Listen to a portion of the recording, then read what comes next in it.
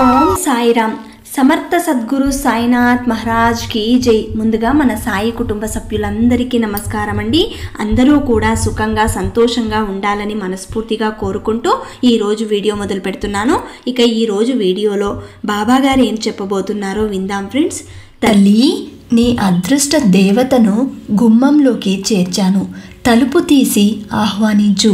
ఆలస్యం చేస్తే ఆ తల్లి వెనక్కి వెళ్ళిపోతుంది అని బాబాగారు మనందరి కోసం నిండు కుండతో బంగారాన్ని మోసుకొచ్చారు. ఇది అక్షరాల సత్యమండి. జీవితంలో నిజమైన అదృష్టలక్ష్మి తలుపు తట్టినప్పుడు ఏ విధంగా చేజార్చుకుంటామో, ఒక్కసారి ఎంత మూర్ఖంగా ఇతరుల మాటలు విని మోసపోతామో, ఇలాంటి చెడు మాటలు వినకుండా అదృష్టలక్ష్మి దక్కించుకోవాలంటే ముందు సాయి ఇస్తున్న ఈ సందేశాన్ని కథ రూపంలో వినగలిగితే పూర్తిగా అర్థమవుతుంది. ఒక గ్రామంలో సూరయ్య అనే పేదవాడు ఉండేవాడు. అతనికి అతని తాతల నాటి నుండి వారసత్వంగా వచ్చిన ఒక పాక ఇల్లు, అలాగే దానికి ఆనుకొని ఒక విశాలమైన పెరడు ఉండేది. సూరయ్య ఆ పెరట్లో అరటి చెట్లు నాటాడు. అరటి తోట ఏపుగా పెరిగి పచ్చగా కంటికి ఇంపుగా ఉంది. ఇది ఇలా ఉండగా ఒకరోజు సూరయ్య తన భార్యతో ఇలా అంటాడు, ఇదిగో సుబ్బలక్ష్మి, నేను వెళ్ళి అరటి చెట్లకు నీళ్లు పెట్టేసి వస్తాను. ఇంతలోపు నువ్వు నాకు గంజి కాచిపెట్టు, అది తాగి అలా ఊర్లోకి వెళ్ళి వస్తాను అని అంటాడు. అప్పుడు సుబ్బలక్ష్మమ్మ ఇలా అంటుంది, ఏందయ్యా పొద్దున్నే ఏదో నీకు ఎకరం పొలం ఉన్నట్టు ఎప్పుడూ కూడా ఆ పెరట్లో ఉన్న 4 అరటి చెట్లను చూస్తూ తెగ మురిసిపోతావేంటి? ఏదైనా పని చూసుకోవచ్చు కదా అని అంటుంది. నాకు చేయాలనే ఉందే, కానీ చూస్తున్నావు కదా మన ఊర్లో వర్షాలు పడక పంటలు ఎండిపోతున్నాయి. మనలాంటి వాళ్ళకి పని ఇచ్చే వాళ్ళు ఎవరుంటారు చెప్పు అని అంటాడు. సరే సరే వెళ్ళి ఆ నీళ్ళేవో పెట్టిరా, నేను అంతలోపు గంజి కాచి పెడతాను అని సుబ్బలక్ష్మమ్మ తన పనుల్లో నిమగ్నమైపోతుంది. ఇక పెరట్లోకి వెళ్ళి ఆ అరటి చెట్లను చూస్తూ నీళ్లు పోయడానికి సిద్ధమవుతాడు సూరయ్య. ఇంతలో ఆ ఊర్లోని జమీందారు పాత గుర్రపు బండి అక్కడికి వచ్చి ఆగుతుంది.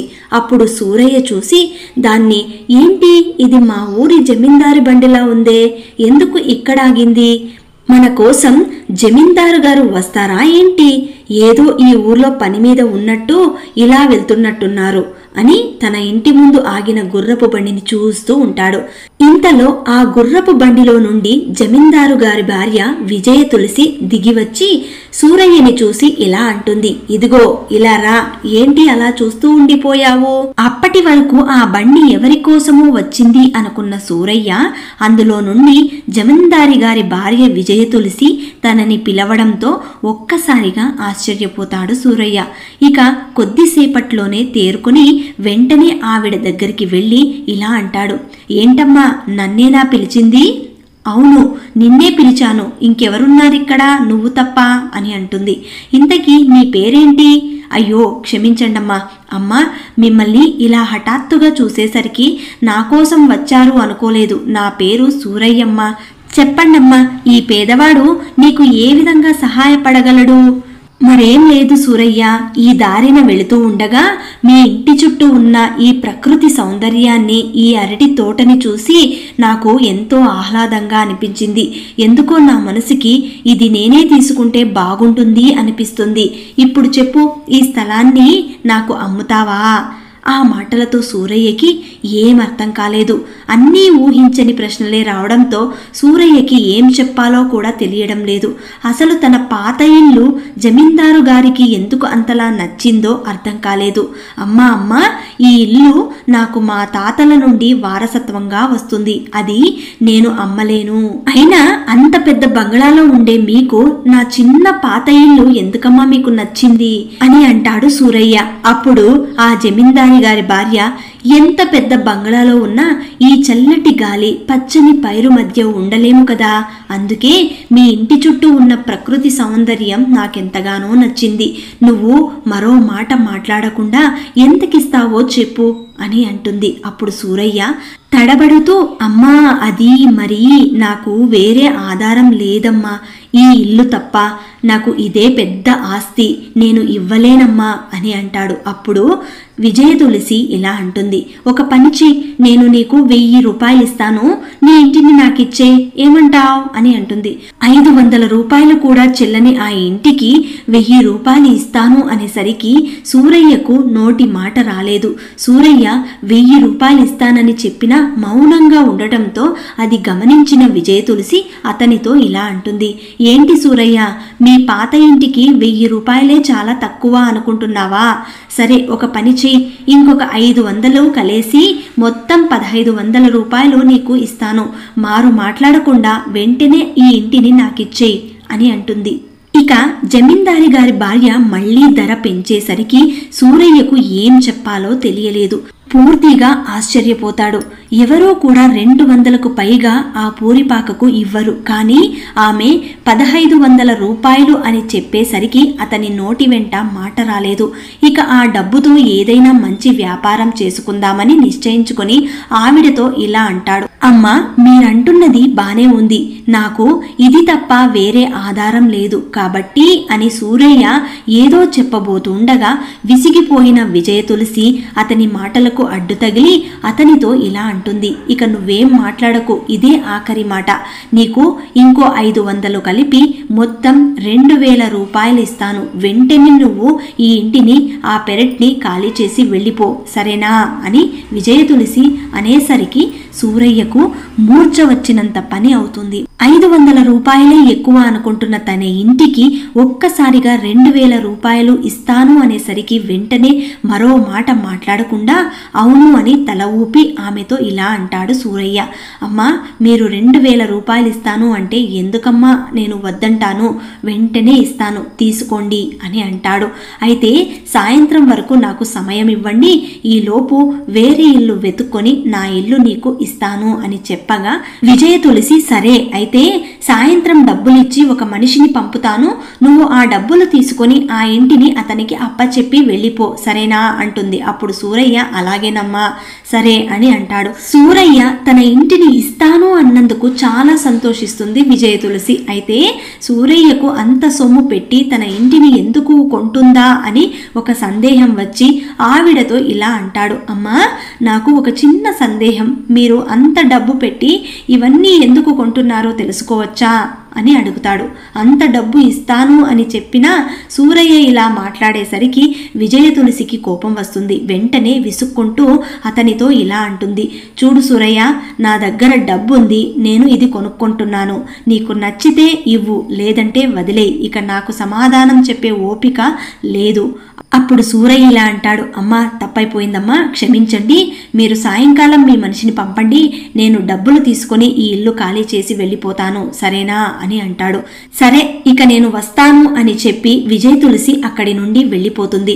వెంటనే ఊహించని డబ్బు తనకు వస్తున్నందుకు చాలా సంతోషించిన సూరయ్య ఇంట్లో ఉన్న భార్య సుబ్బలక్ష్మమ్మతో ఇలా అంటాడు, సుబ్బలక్ష్మి ఈరోజు మన పంట పండిందే, ఇక మీదట మన దగ్గరకు బోలెడంత డబ్బు రానున్నది, ఇక్కడ ఉండనవసరం లేదు. అప్పుడు సుబ్బలక్ష్మమ్మ ఇలా అంటుంది, ఏంటయ్యా ఏం జరిగింది, అరటి చెట్లకు నీళ్లు పెట్టి వస్తాను అని వెళ్ళి అదేంటి అలా బంగారం దొరికినట్టు గంతులు వేసుకుంటూ వస్తున్నావు, నీకేమైనా పిచ్చిగాని పట్టిందా ఏంటి అని భార్య సుబ్బలక్ష్మమ్మ అనేసరికి జమీందారు గారి భార్య రావడం దగ్గర నుండి జరిగిందంతా భార్యకు పూసగుచ్చినట్టు చెబుతాడు సూరయ్య. అంతా విన్న సుబ్బలక్ష్మి చాలా సంతోషించి భర్తతో ఇలా అంటుంది, చాలా సంతోషమయ్యా, కానీ 200 రూపాయలకు కూడా ఖరీదు చేయని మన పాత ఇల్లు ఆవిడికెందుకు అంతలా నచ్చింది, 2000 రూపాయలు పెట్టి కొనాల్సిన అవసరం ఏంటి, అది నాకు కూడా అర్థం కావటం లేదే, అవన్నీ మనకెందుకు గాని ఆవిడ ఆ 2000 ఇస్తే ఎక్కడైనా చక్కగా వ్యాపారం పెట్టుకొని మనం బ్రతకవచ్చు, ఆ తర్వాత ఈ ఇంటిని ఆమె ఏం చేసుకుంటే మనకేంటి, అవన్నీ మనకు అనవసరం, అందుకే నేను కూడా అడగలేదు, ఇక నీ మట్టి బుర్రకి ఎక్కువ పని చెప్పకుండా వెంటనే ఈరోజు సాయంకాలం కల్లా డబ్బులు తీసుకుని వెళ్ళిపోవాలి అని భార్యకి సర్ది చెప్పి వెంటనే ఇంట్లో ఉన్న వస్తువులన్నీ తీసుకుని జమీందారు గారు పంపే ఆ వ్యక్తి కోసం ఎదురు చూస్తూ ఉంటాడు సూరయ్య. ఇంతలో ఈ సంగతి తెలుసుకున్న కొంతమంది ఇరుగు పొరుగు వారు సూరయ్యతో ఇలా అంటారు, ఏంటి సూరయ్య, నీ ఇంటిని ఆ జమీందారు గారి భార్యకు అమ్మేసి వెళ్ళిపోతున్నావని తెలిసింది. నీకు ఇది తప్ప మరో దిక్కు లేదు కదా, పైగా ఇది నీ తాతల నుండి వస్తున్న ఆస్తి. మరి చివరికి ఇది కూడా మిగిలినది ఇచ్చేస్తే మీరిద్దరు ఎక్కడుంటారయ్యా అని అడుగుతారు వాళ్ళు. అప్పుడు సూరయ్య ఇలా అంటాడు, అవును బాబాయ్, కానీ నేను ఈ ఇంటిని ఆవిడకు ఊరికే ఇవ్వట్లేదు.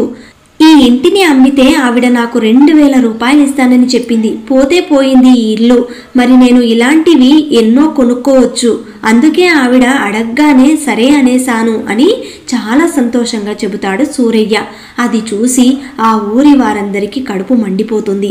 ఇక అక్కడే ఉన్న రామయ్య అనే మరో వ్యక్తి సూరయ్యతో ఇలా అంటాడు, ఏంటి నీకు మతిగాని పోయిందా ఏంటి? ఎవరైనా ఈ ఇంటికి 2000 రూపాయలు ఇస్తారా? అసలు ఏముంది ఈ శిథిలమైపోయిన ఇంటిలో? ఖచ్చితంగా ఇందులో ఏదో ఒక రహస్యం దాగి ఉంది, లేదా ఆవిడకి మతైనా చెల్లించి ఉండాలి. అవునవును సూరయ్య, ఇక నువ్వే చెప్పు, ఎప్పుడో మీ తాతల నాటి నుండి వస్తున్న ఈ ఇల్లు ఇది, దీనికి ఎవరైనా అంత సొమ్ము ఇస్తారా చెప్పు? అయినా ఊర్లో ఇన్ని ఇళ్ళు ఉండగా ఆవిడ నీ పాత ఇంటిని మాత్రమే ఎందుకు కావాలి అనుకుంటుంది? అయితే ఇందులో ఏదో ఒక రహస్యం దాగి ఉండే ఉంటుంది. ఎంతో కొంత లాభం లేకపోతే ఆవిడ ఎందుకు నీకు అంత డబ్బు ఇచ్చి ఉంటుంది చెప్పు అని వారంతా సంతోషంగా ఉన్న సూరయ్యని లేనిపోని అనుమానాలను కలిగించి ఆ బేరాన్ని ఎలాగైనా సరే చెడగొట్టాలని అనుకుంటారు. వారు చెబుతున్నది వింటున్న సూరయ్యకు అసలు ఏం అర్థం కాదు.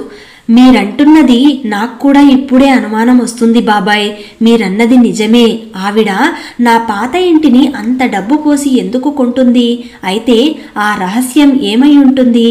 మీరేమనుకుంటున్నారు బాబాయ్ అని వాళ్ళని అడుగుతాడు. అప్పుడు ఇలాంటి పాతకాలపు ఇళ్లలో మీ తాతలు దాచిన నిధి నిక్షేపాలు ఏమైనా ఉండవచ్చు, కాబట్టి మీ పెరట్లోనే లేదంటే మీ ఇంట్లోనో ఏదో ఒక చోట నిధి నిక్షేపాలు ఉన్నట్లు ఆవిడకి తప్పనిసరిగా తెలిసి ఉంటుంది.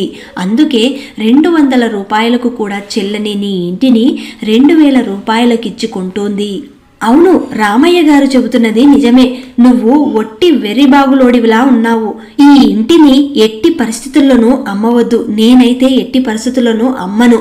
నా మాట విని ఆ జమీందారు గారి మనిషి వస్తే నేను ఇది అమ్మను అని చెప్పి పంపించేయి. ఇక ఆ నిధి నిక్షేపాలేవో నువ్వే తవ్వి తీసుకో అని అంటారు. 2000 రూపాయల కోసం నువ్వు ఆశపడితే ఆ నిధి నిక్షేపాలన్నీ పోగొట్టుకున్నవాడివవుతావు. ఆలోచించుకో అని చెప్పి ఇరుగు పొరుగు వారు తమకు తోచిన ఉచిత సలహాలు సూరయ్యకు చెప్పి తన మనసులో అనుమానం అనే మొక్కకు నీళ్లు పోసి ఆ మొక్కలో నుండి ఆశ అనే చిగురు పోసి సూరయ్యని ఉక్కిరి బిక్కిరి చేసి అక్కడి నుండి వెళ్ళిపోతారు. ఇక వారు చెప్పిందంతా విన్న సూరయ్య సుబ్బలక్ష్మమ్మతో ఇలా అంటాడు, ఏంటే సుబ్బలక్ష్మి, ఇలా అంటున్నారేంటి? నాకేం చేయాలో అస్సలు తోచటం లేదు. నువ్వే చెప్పు, ఏం చేయమంటావు అని భార్యను అడుగుతాడు. నాకు అదే అనుమానం వస్తుందయ్యా. ఇక నిన్న అడిగితే నిన్నేమో నువ్వు కాదు అన్నావు. నా మాట విని ఆ మనిషి వస్తే ఈ ఇంటిని అమ్మను అని చెప్పి పంపించేయి. ఈ రాత్రికి మనమే ఈ ఇంటిని తవ్వి వాళ్ళు చెప్పిన విధంగా ఏవైనా నిధి నిక్షేపాలు ఉన్నాయేమో చూద్దాం అని భార్య చెప్పేసరికి సూరయ్య కూడా అదే ఆలోచనతో అలాగే చేద్దాం అని అంటాడు. ఆ విధంగా భార్యాభర్తలిద్దరూ మనసు మార్చుకుని ఆ ఇంటిని జమీందారు గారికి అమ్మకూడదనుకుంటారు. ఇక డబ్బులు పట్టుకుని జమీందారు గారి మనిషి ఆ ఇంటిని తీసుకోవడానికి ఒక వ్యక్తి అక్కడికి వస్తాడు. ఇదిగో సూరయ్య, ఇదిగో ఈ 2000 నీకు ఇచ్చి ఈ ఇంటిని తీసుకోమని విజయ తులసమ్మ గారు చెప్పారు. ఇవి తీసుకుని వెంటనే ఈ ఇల్లు ఖాళీ చేసి వెళ్ళిపోండి అని అనేసరికి సూరయ్య, లేదు లేదు లేదు, ఈ ఇంటిని నేను ఎవ్వరికి అమ్మటం లేదు. ఇది మా తాతల ముత్తాతల నుండి వస్తున్న ఆస్తి. అందుకే నేను ఇవ్వదలుచుకోలేదు. నేను మనసు మార్చుకున్నాను. ఆవిడికి చెప్పేయ్ ఇల్లు అమ్మను అని. అప్పుడు ఆ వ్యక్తి, అదేంటి పొద్దున్నే అడిగితే ఇస్తానని చెప్పావంట, మరి ఇంతలో ఏమైంది? డబ్బులు సరిపోలేదా ఏంటి అని అడుగుతాడు. అప్పుడు సూరయ్య, అదేం కాదులే, నేను మనసు మార్చుకున్నాను, నేను నా ఇంటిని అమ్మను. ఈ సంగతి విజయ తులసమ్మ గారికి చెప్పి నన్ను క్షమించమని అడగండి, నువ్వు ఇక వెళ్ళు అని సూరయ్య అంటే ఆ వ్యక్తి సరే నీ ఇష్టమని అక్కడి నుండి వెళ్ళిపోతాడు. ఇక ముందుగా అనుకున్నట్టుగా సూరయ్య తన భార్యతో కలిసి సుబ్బలక్ష్మమ్మ రాత్రంతా లాంతరు పట్టుకుని నిల్చుంటుంది. ఇక సూరయ్య వారి పెరట్లోనో అరటి చెట్లను పీకి పారేసి లోతుగా తవ్వి చూస్తాడు. అయినా అక్కడ ఏమీ దొరకదు. ఇక ఇంటి లోపల కూడా తవ్వినా అక్కడ కూడా ఎలాంటి నిధి నిక్షేపాలు వారికి కనిపించకపోవడంతో వారిద్దరూ గొల్లున ఏడుస్తారు. ఈ లోపు తెల్లవారిపోతుంది. అప్పుడు సూరయ్య సుబ్బలక్ష్మమ్మతో ఇలా అంటాడు, ఏంటే సుబ్బలక్ష్మి ఇలా అయింది? జమీందారు గారి భార్య మహాలక్ష్మిలాగా మన ఇంటికి వచ్చి తలుపు తట్టి 2000 రూపాయలు ఇస్తానని చెబితే నేను తీసుకోకుండా ఇరుగు పొరుగు వారు చెప్పిన మాటలు విని నా అదృష్టాన్ని నేనే కాలదన్నుకున్నానే. అవునయ్యా, నేను కూడా ఆశకు పోయి నీకు తప్పుడు సలహా ఇచ్చాను. నువ్వు అనుకుంటున్నట్టు ఆ 2000 రూపాయలు తీసుకొని ఉంటే ఇప్పటికి మనం ఎంతో సంతోషంగా ఉండేవాళ్ళం. నాకున్న ఒక్కగానొక్క ఇంటిని కూడా ఇప్పుడు నాశనం చేసుకున్నాను అని సూరయ్య బాధపడతాడు. ఇప్పుడు ఏం చేయాలో నువ్వే చెప్పే అని భార్యతో అడుగుతాడు. ఇప్పటికైనా మించిపోయింది ఏమీ లేదు. నువ్వు వెంటనే వెళ్ళి ఆవిడతో ఇంటిని అమ్ముతాను అని చెప్పు. కనీసం 500 రూపాయలు ఇస్తానన్నా ఆలోచించకుండా వెంటనే తీసుకుని రా. మన అదృష్టం బాగుంటే ఎంతో కొంత మనకు ఆ సొమ్ము దొరుకుతుంది అని అంటుంది. అప్పుడు సూరయ్య సరే సరే ఇప్పుడే బయలుదేరి వెళ్తాను అని భార్య చెప్పిన విధంగా జమీందారు గారి ఇంటికి బయలుదేరతాడు. అక్కడ ఇంటి ముందు విజయ తులసమ్మ తన భర్తతో కలిసి ఇంటి ముందు నించుని ఉంటుంది. అక్కడికి వెళ్ళిన సూరయ్య విజయ తులసమ్మతో ఇలా అంటాడు, అమ్మా అమ్మా, నన్ను క్షమించండి.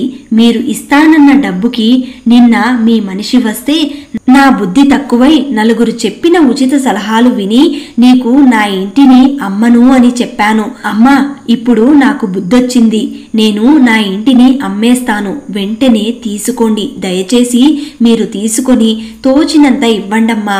నాకు ఒక బ్రతుకుదారి దొరుకుతుంది అని సూరయ్య అలా అడగడంతో ఆ భార్యాభర్తలిద్దరూ ముఖాలు చూసుకుంటూ పక్కున నవ్వి సూరయ్యతో ఇలా అంటారు, ఇంకా నీ ఇల్లు నాకెందుకు సూరయ్య?